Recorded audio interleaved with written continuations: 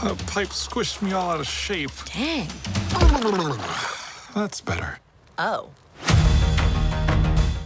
Hello there, everyone, and welcome back to another Backlot Banter movie review.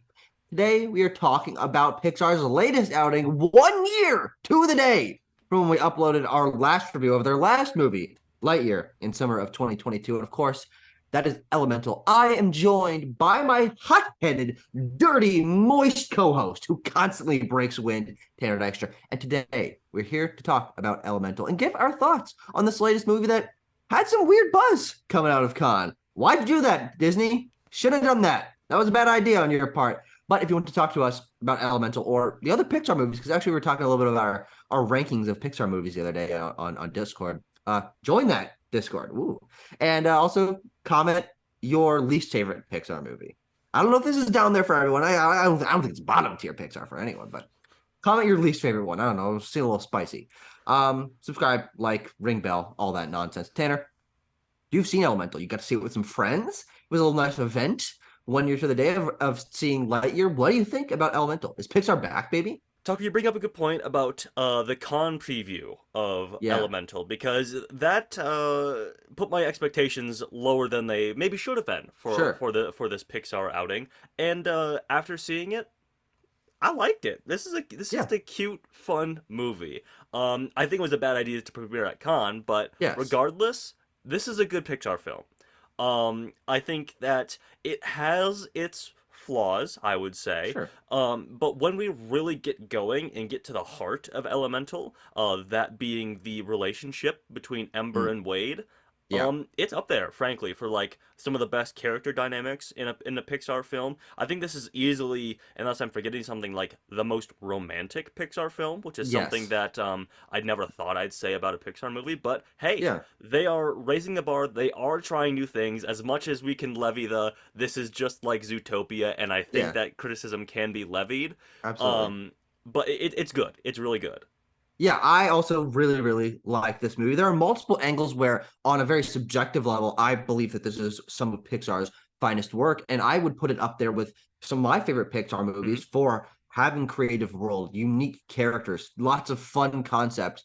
I think structurally and story-wise, it's weaker than the best Pixar movies, but in terms of characters, character dynamic, world building, aesthetic, and having a unique factor, that being the romance, it does, I think, hold itself up. And I was with you as well when we saw it out of Cannes. People be like, no, what are they doing? This is gonna flop, and it probably still will. Yes. But I think that people are enjoying it a lot more than the Cannes previews were indicating, which actually gives me a little bit of hope for our friend Harrison Ford and his wacky dial that'll change destiny. But where do we want to start for Elemental? Because I think there's a lot of different elements we can break down. Okay, very good. Let's talk about the world building, because that's what the film really throws you into initially. Absolutely does. Which just like Ember's parents arriving in Element City and just allowing the audience to soak in the design of it and all like the intricacies that the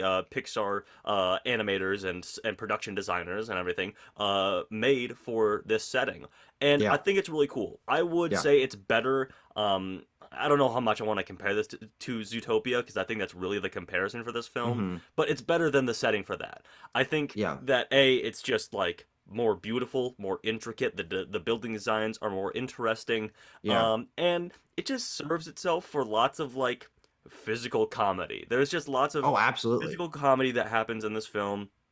Between like all the elements living together, how they get around, how they like go about their daily lives in Element City. It's really cool. I just like that opening, and then throughout the film as well. We never drop that baton of like showing you a new interesting part of our setting. Yeah, it's the everyday life of how these quote unquote people with wildly different abilities and like material constructs of their bodies go about their lives and try to coexist with one another, but how different sectors of the city are designed in different ways for the different elemental people. I think the primary one that really got me, what are their names? Bernie and Cinder are walking into Element City for the first time, like looking up. It's basically like them arriving at Staten Island or whatever. And they see this blimp land at a Yes, yes. tower, and then it like starts to deflate, and the air people get out of it, and then it sinks down, and then more people air people get on it, and it fills back up, and Yeah, then it yeah, yeah. floats up. I'm like, that's really fucking clever, and that's how I thought. That's how I felt. Every time we were looking around the city, there was something funny going on in the background. The air people have seats on the ceiling of the like Yep. monorail. The water people have different places where they can like walk on water or Hmm. swim or whatever. There's waterfalls everywhere. There's constantly tree-shaped buildings in the Hmm. background, and each area feels so distinct and intricate. I'm just like, my eyes are darting around like, oh man, I can't wait to see what they've come up with next. Hmm. Yeah, yeah, yeah. And I do find it really interesting, and of course that feeds into we should probably talk about the themes of this Yeah. film. Um, the Zootopia connection here again is that it is I'll say it, a thinly veiled allegory for racism and Yeah. Yeah. race relations, I guess you could say. Cultural conflict, I would Cool. say. Yeah, yeah. And from that forefront, I think is some ways that you could criticize Elemental if you wanted to. Yes. The film is largely concerned with water people and fire people. Yes. We don't see hardly any earth people aside Yeah. from the classic character Claude that everyone knows Yeah. and loves. And And Fern. Fern, of course, yes, I forgot about Fern. And we have like one air person Yes. character. Yes. And if we're gonna get into it, let's get into it. The water people are white people. Mhm. They are the white coated people, Yeah. and the fire people are sort of I'd say they're like Asian immigrant coded Yeah. for sure. Hmm. Um, and my thing there is that yes, obviously Pixar makes their bread and butter on like transforming the mundane world into something fantastical. That's what the medium of animation is really for. Yeah. But when you have something as complex as racial politics, you just need to be careful with it and careful Hmm. what you imply.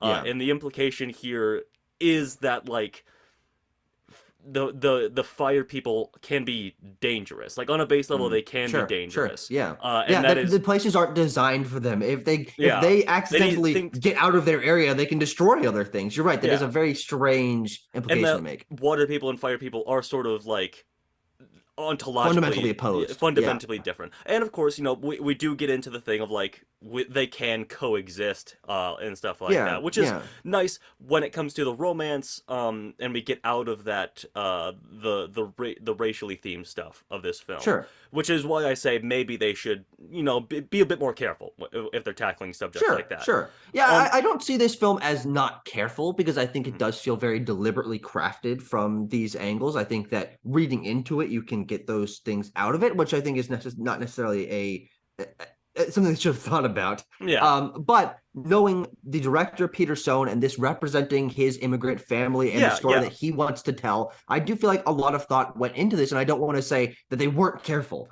No, doing this. A yes. lot of work was put into this. It was Of very course. deliberate choices, and for me, I think it paid off because that being a unique background for a animated movie, and also that being combined with the characters that we're following, which I want to get into, being a romance story of two, I think, very well defined characters who I liked quite a lot. I think it all meshes together very, very well. Yeah, and I don't want to say that all of the like racially themed stuff in this film is bad, Yeah. is problematic because the immigrant story itself is good. It's very Hmm. compelling. It's just that when you look at it from certain angles, there's holes. Sure. There Yeah. is pretty some implications that are not good. But on the face value of this film, the immigrant story, the romance story, very, very good. Had a good Yeah. time with that.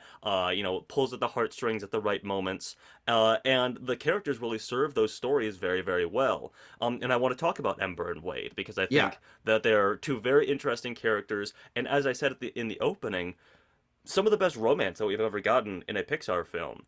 Yeah. I mean, you have this character of Ember who I think the key moment for her, the key character moment for her, for me, is when she's talking about her temper, because that's something that she really has to Yeah. overcome in Yeah. this film, and it's the realization that Wade helped her come to that her temper, when it flares up, is just she's trying to tell herself something that she's not ready to Yeah. hear. Yeah. And that was Very fascinating concept. exactly. It's just a great moment that is very applicable to her as a character, and also just a great lesson to take away from the film. And frankly, Yeah, like um, if something is upsetting you, if the course that you have set your life on is constantly rubbing you the wrong way, maybe some changes need to be made. Maybe you need to like sort of reflect and rethink the way that you're approaching life. And I think mhm, that for me, again, you're right, is the core of Ember's character on her character arc level. Obviously, I mean mhm. the film makes that very explicit, but I think it's a very good and surprisingly unique Yeah, thematic. Lens to take into a movie. I've never seen them cover a movie cover that kind of topic. And I think that it plays off very well against Wade, who doesn't really have a character arc. Maybe him being a little more confident in himself because he's kind of been burned by the past and he's moving from job to job.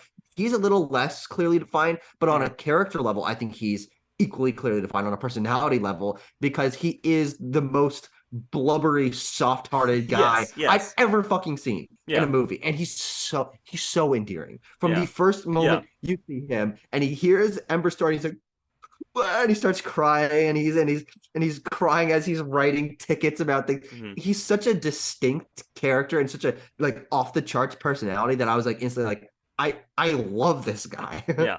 Oh, yeah, I agree, Tony. He is just like instantly endearing. I love that, and this gets into a story thing as well, which I think we both have some issues with. When we get out of that, like, I don't know, first 30-45 minutes where we're like, where it's all about getting the tickets back and we're Yeah. going through Element City. When we get out of that and we just allow our characters to like hang out with each other and go on Hmm. dates, we have that beautiful montage It's a of great montage. Yeah. I just love that. I mean, that's the highlight of the film for me. Mm. Um, I love that, but and I love when we are able to get out of there and it's just about our two characters and not about this like overarching plot of gotta get the things back, gotta run through Yeah. Element City, gotta da da da da da. When Yeah. we slow down, we take a breath and we allow our characters to talk to each other. That's the best part of the film. Yeah. And I also But love. Oh, sorry. Go ahead. well, I would say my major criticism with this movie is that sometimes it doesn't have that room to breathe. It's very Yeah, yeah. imbalanced when it comes to giving us a, 10-minute section where they're just hanging out and going on dates and doing romance stuff. And then we're sucked back into plot level things, which is meeting Wade's family, though that's actually more of a sort of hanging out thing, Hmm. and dealing with Ember's parents and the fixing the dam and Yeah. okay, we're worried about this, we're worried about that, and the scenes can be very jumpy, Yes. Yes. especially nearing that second end of the second act into the third act, Hmm. as we'll have an emotional moment, a very good and well done emotional moment, and then something will happen like off in the distance. We're like, whoop, Uh-oh, okay, it's on plot to the time. next thing. Yeah. Yeah, and we get sucked in to Yeah. whatever's happening next. And I think that is more a symptom of them having a lot of ideas here. Yep. And maybe they could have trimmed some of those out to Yeah. have the things that work best be focused on a little bit more. And also that this is not a long movie.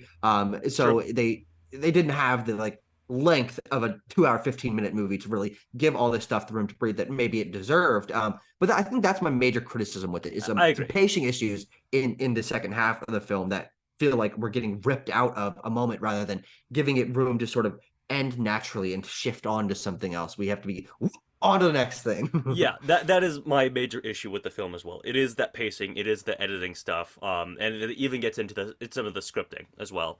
Sure. But yeah, I mean, as I said, when we're out of that and when it's time for Wade and Ember to talk to one another, it's beautiful, like Yeah. frankly. And it's even there in the family stuff with Ember, I think. Sure. Yeah. I love the relationship that she has with her dad. I think it's Hmm. very compelling. I was worried that we were just going to get into like generational trauma stuff in Yeah. this movie. Uh Doesn't really happen. No, no, it and it actually does. kind of pushes back against that in a really interesting way. Yeah, it doesn't really happen. Like it is much more about being a confused young person and like your whole life feels like it was building up to this thing and when it's there in front of you you realize that it's not really what you want and how Yeah. it's hard to communicate that to people in your Yeah, life absolutely. and how it takes a true partner, a true friend like Wade is Hmm. to help you understand that and Yeah. get past that point in your life.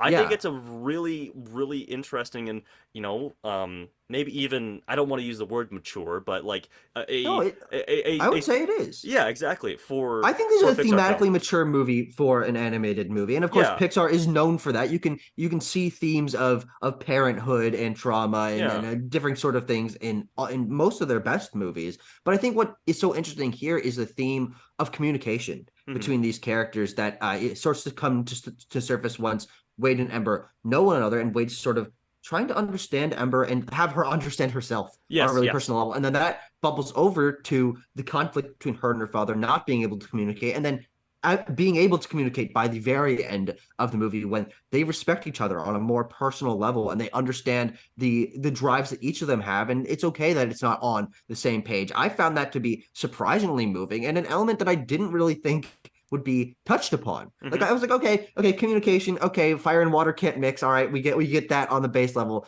But seeing that theme be drawn and especially bubble up near the end, I was like, wow, this is pretty deep. Like they Yeah. went hard in this. And when Ember bows to her father and her father bows back, I'm like, Yes, you yes. did it. That is an emotional payoff of a moment there. Absolutely. Another thing I will say is that talking about Ember is very much the main character of the Yes, film. she definitely is. She has the character flaw that needs to be overcome. She needs to Hmm. understand something about herself, and Wade helps her get there. To that end, Wade doesn't necessarily have a lot to do in the film outside of help Ember overcome Yes. that. Oh, And definitely, I definitely. could see that as a criticism, but frankly I don't feel it just because he is such a supportive figure in the Yeah. story of the film. And I just can't get past the romantic side of it. When Yeah, they absolutely. after they see the Viviscaria, whatever the flower Hysteria. thing, It was yeah, hysteria. Viviscaria, Yeah. and they have that moment where they touch for the first time, and then we Yeah. go to the close-ups of them, and Ember realizes that she has to run away, that she can't do this Yeah. actually. That's great stuff. It really is. The moment on the beach, which is the Yeah. moment where he says the thing about her temper, Hmm. helping her, trying to tell her something. All great moments, all fantastic moments for building a romantic connection between these two characters. Yeah. And yeah, I just like Wade's place in that, Yeah. especially for a male character, Absolutely. being a Absolutely. supportive figure for our female character. I think it's just a great story idea, just a great compelling sort of narrative to tell. Yeah, and I think it's actually really important that the film is balanced in the way that it is and Hmm. focused on Ember's story because her arc of the immigrant story and coming to understand herself better and the differences in generational personalities, I guess, Yeah. is the core of this film. And have Wade being a consistently present part. He's never gone Right. for large chunks of the movie, but not a the movie is balanced between Wade's story and Ember's story. I think allows the parts of this movie that work, which is the romance between the two of them, and as we were talking about the immigrant story, the generational story, to be as fleshed out as they are. If we were trying to tell Wade's backstory at the same kind of level and learn about his family on the same kind of level and give him Hmm. a character arc on the same kind of level, the film would be divided. And I think that it works a lot better that we have one focus, but the two of them are constantly with one another. And that element of the two of them working together and getting to know one another and experimenting around Element City and going on dates and all of Hmm. that. That is also the core of the movie that works so well when they're together and their elements do mix. And I think you're right that the romantic edge that this movie has, as I said up top, is what makes this film distinct from all Yes, the for other sure. Pixar movies. You can think to light examples of maybe romance, Bo Peep and Woody, Yeah. and I don't Well, you have know, like Wally and Evi. yeah, that's true. You even have like Riley having a crush, I guess, in Inside Out, but like,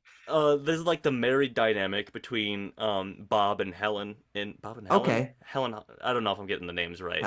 yeah, yeah, Elastigirl and Mr. Incredible. yes, Um, but anyway, like that's a very different dynamic than what we get here. yeah, Of and this it's like very traditionally rom-com in this movie. yes, They even yes, have the moment where Wade comes to the party at the last moment, interrupts it, and yes, it bears his heart. And at first, I was like, God damn, this is cheesy, but he really sells that. And I want to get to, I think, my other biggest praise about this yep, movie is Leah Lewis and Mamadou Atiye. They are phenomenal. These are yes, some of the best voice performances from people I'd never heard of yeah, before. yeah.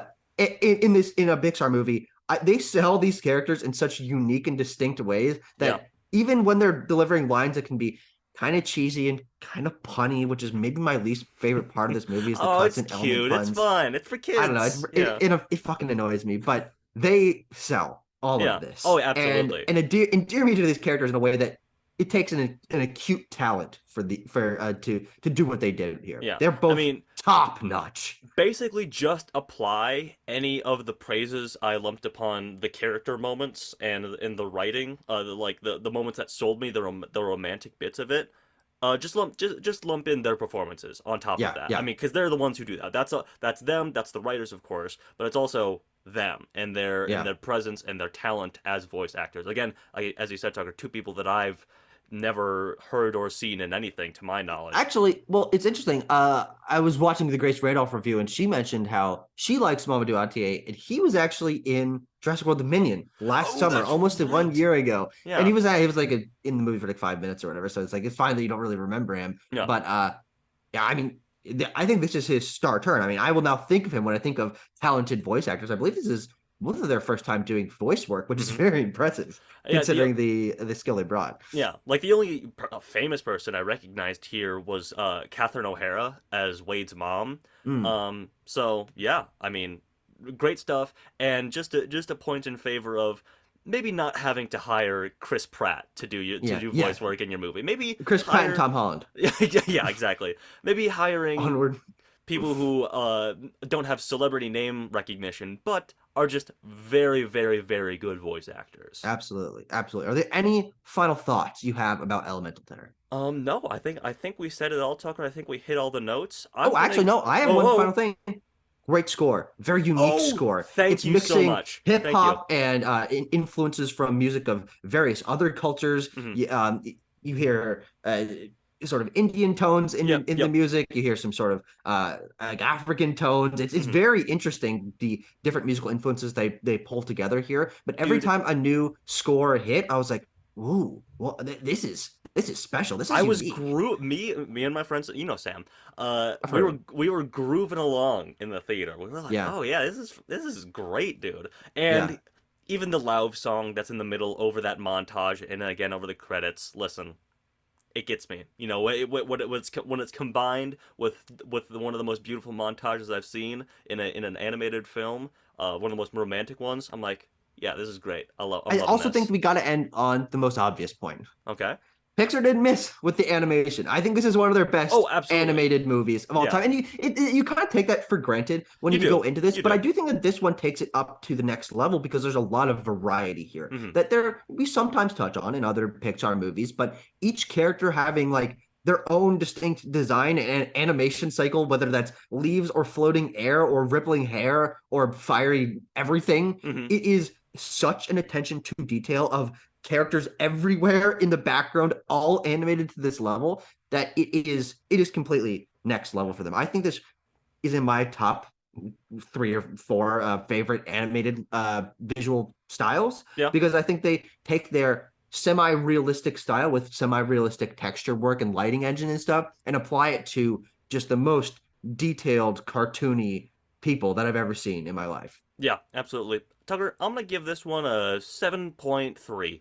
Ooh, okay. All right. I'm going to go a little bit higher at an 8.4. I think this is really a special movie for Pixar stepping into that rom-com realm and really building out a world that, God forbid, can be revisited. I mean, was the last time they were making another franchise? I guess Inside Out, because we're getting an Inside Out 2 now. But I would love to see this continued, though it might not, because it doesn't seem like it's going to be doing very well at the box office. So here, and off the back of that, off the back of Pixar kind of maybe not having faith in this one performing, they said that they're like, after Inside Out 2 and Toy Story 5, there are more Pixar films that we're going to return to the well of and make some sequels too.